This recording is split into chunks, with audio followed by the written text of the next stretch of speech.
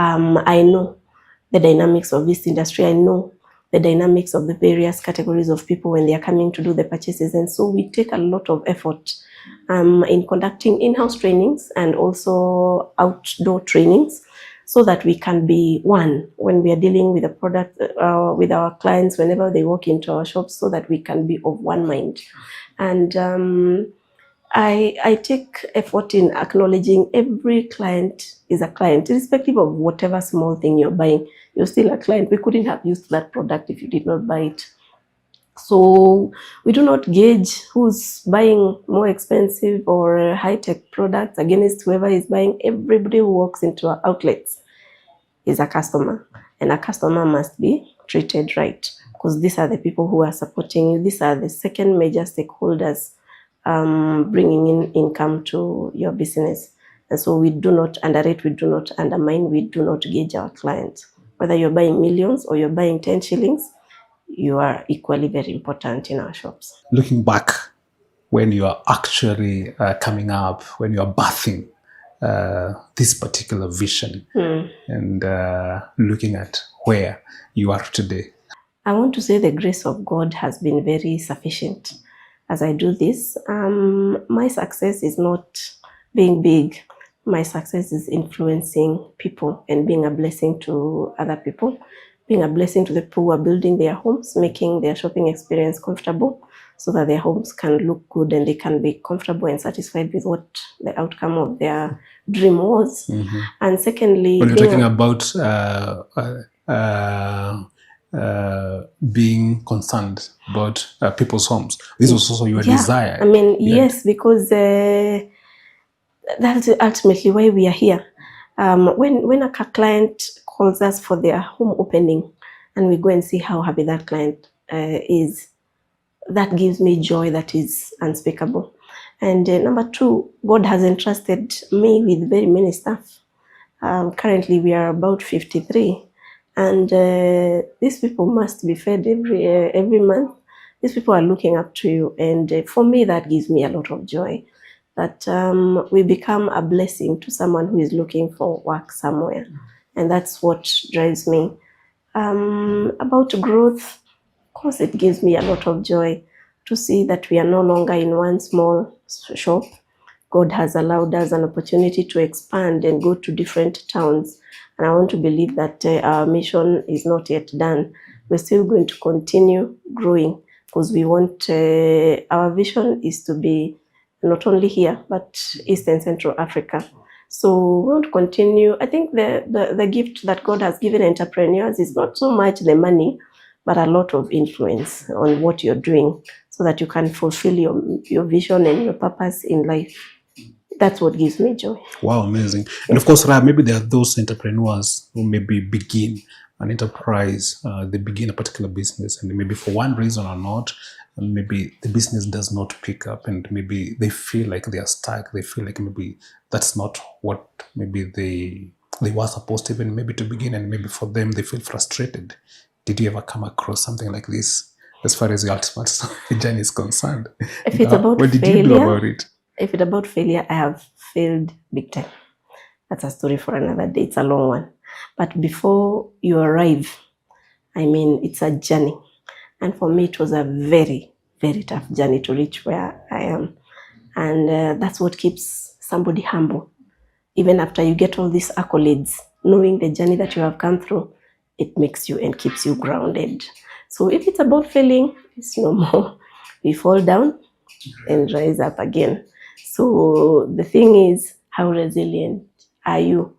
And again, I've also started some enterprises and I've realized this is not it, and moved to a different one. So you don't have to hang in there until you're so frustrated to the level where you question whether you are okay or not okay. Keep trying. That's why we call ourselves entrepreneurs, because there are opportunities left, right, and center. So irrespective of how much you have failed, you know, start again. My motto is resilience. Yeah, there is no quitting. There is no going back. It is make it or make it. The construction sector is always growing. One, in Kenya, we have a very huge need for housing. And again, we are Africans. Africans believe that you must own a home where maybe you'll be buried for reasons known to our cultures. And so that makes people work very hard and struggle to have a home. And I think that's one of the reasons why that sector does not hold. It can go down. We have experienced times when it has gone really down, but many times it will always go up. Secondly, whenever you're financed by the financial institutions, for example, to do a mortgage, you don't want to stop at the middle, because you'll continue paying rent wherever you're living, while at the same time servicing your mortgage. So the fact that the financial institutions have been working hard to give people mortgages, and mortgages are now cheap, especially if you're building a residential unit.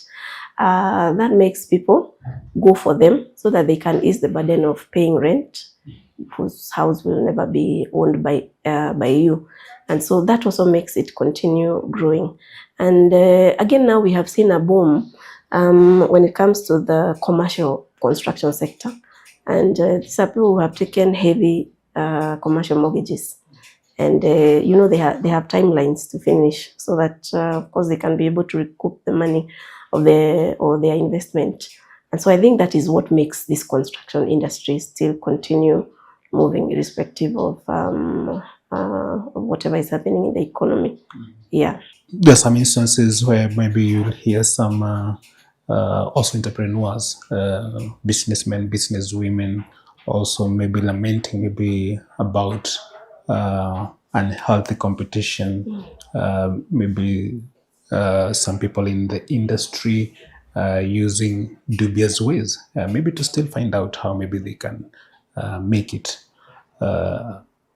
For you, when you're maybe confronted with a challenge like this, what do you do? You can never be an entrepreneur if you're doing, I don't think you deserve that title of being called an entrepreneur if you're dealing with corrupt and dubious means of conducting businesses, because ultimately they don't succeed. So you don't reach the level where you can even be called as an entrepreneur. Maybe you are a shopkeeper, I don't know, or a businessman. But if you want to survive in any industry, there are some practices that cannot just be acceptable if you want to grow.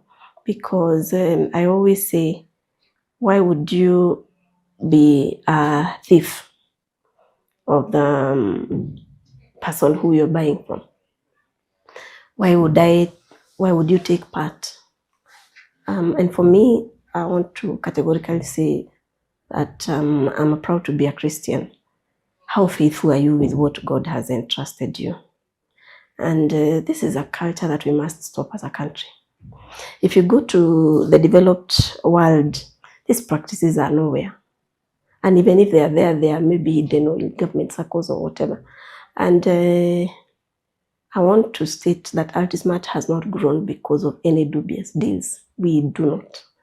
And our policy is very simple. We work with integrity and transparency.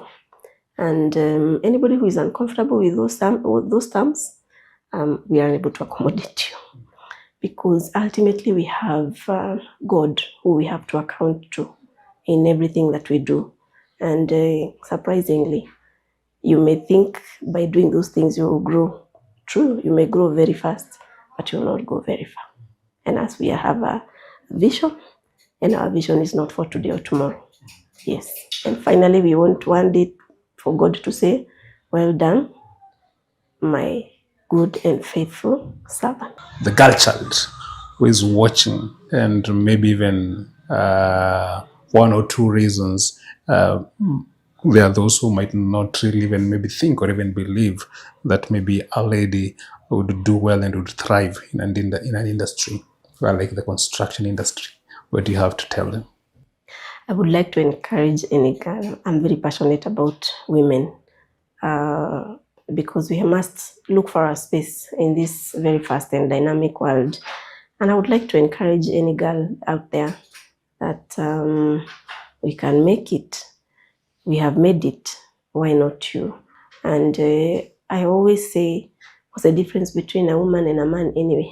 When I look at how God created us, we can do it. We have seen presidents who are women. Why not us? So I want to encourage everybody and tell them The Spirit of God has not given us a spirit of fear. And so why not use the God-given mandate to grow and be what God has allowed you to be? Yeah. Where does one start? And also maybe somebody's watching and they're asking, so where am I supposed to start? Actually, the biggest predicament in any entrepreneurship is fear and thinking that you can begin big. I will always remember the bishop who spoke during Nanyuki branch opening. He said, our problem is that when you look at the parable in the Bible where Jesus was giving and saying one was given 5 talents, another was given 2 talents, and another was given 1 talent. But the one with 1 talent starts feeling jealous about the one who was given 5 talents, instead of utilizing their 1 talent to make it reach to 5 talents. So I always say, in fact, in entrepreneurship, please start with what you have. It's fear. You can. It's very hard for you to start now. Even me, if anybody told me to start where we are today, I'd have ran away. But I started from nothing, literally nothing. And I have told you that is a story for another day. I hope we can talk about what I have gone through so that someone can understand. By the time you reach where you are, the challenges that you go through, some that can make you actually feel like you're worthless. But if you hang in there and trust in God, you actually can make it. Yeah, you can. Maybe just finally, you can tell our viewer who is watching us where Ultismart is found and how maybe they can contact you or how they can reach you in case they need some of your products and your services. Thank you very much. Ultismart is located in 4 areas currently. We're in Naivasha town and off the highway at Kayole Bridge. In Gilgil, we are again along the highway, just near Shell petrol station. We have another branch in Nyahururu, just after the new mall, Riverside Mall that has just been built. We are there in Nyahururu, and now our newest baby is in Nanyuki, just near the famous icon Nikoli Hotel. So you're welcome to any of our branches to come and experience top-notch customer service and very quality products at affordable prices. As well, we have a website, and you can go to www.ultismart.co.ke, where you can be able to see what we offer and get a link where you can be able to get in touch with us. Thank you very much. Thank you so much. Any word to your Ultismart family, the employees, the board of management, and also maybe also to your clients? Let me start with my clients who are what have made us what we are today. I want to thank you so much for believing in us and for walking this journey with us. We do not take you for granted, and we may have our flaws, but we are trying every day to improve our services. Karibu sana, and let's continue walking this journey together. To the Ultismart board, I want to acknowledge each and every one of you for your insight in directing and leading Ultismart to where it is today. And you know, we have a big dream, so I'm hoping that we can continue working together to realize what we hope to do.